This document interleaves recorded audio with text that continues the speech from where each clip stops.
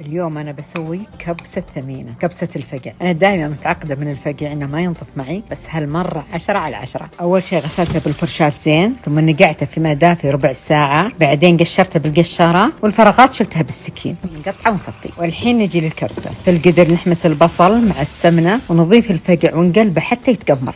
نضيف عليه اللحم ونقلبه، ثم البهارات وخليط الطماطم. بعد ما يتسبك نضيف الماء المغلي ونغطيه حتى يستوي اللحم. رز الشعلان شهرة التسبقة، كلنا تربينا على هذا الاسم المرموق وهو يستاهل. ناخذ 3 إلى 4 أكواب من رز بسمتي أبيض من جابي الشعلان عنبر، ونغسله وننقعه ربع ساعة. ومع الرز نضيف الفلفل الحار والليمون الأسود.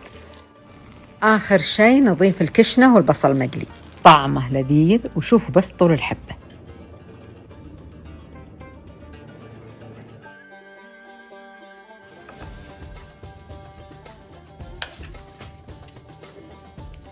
فعلا كبسة سحور فاخرة، كبسة فقع محيوفة مع رز عنبر شهي ولذيذ وبالعافية.